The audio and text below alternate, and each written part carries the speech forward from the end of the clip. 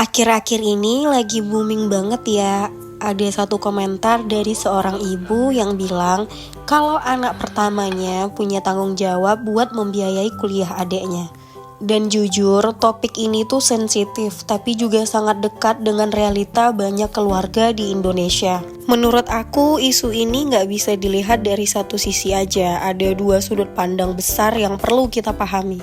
Pertama, dari sudut pandang anak, terutama sandwich generation.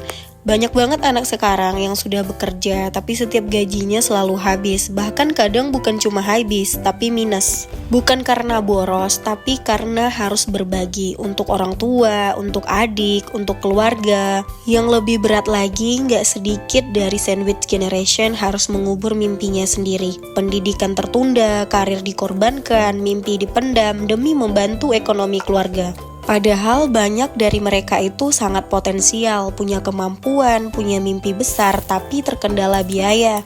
Dan lama-lama hidup terasa datar. Bukan karena gak punya mimpi, tapi karena terlalu sering mengalah. Akhirnya hidup dijalani aja tanpa arah yang benar-benar mereka inginkan. Tapi di sisi lain, kita juga perlu melihat dari sudut pandang orang tua. Perekonomian itu seperti roda yang berputar. Ada masa naik, ada masa benar-benar jatuh. Ada orang tua yang bukan gak mau membiayai anak-anaknya, tapi memang tidak mampu pada titik tertentu dalam hidupnya. Dan di kondisi terdesak, seringkali satu-satunya harapan yang mereka punya adalah anak yang paling siap secara ekonomi, biasanya anak pertama.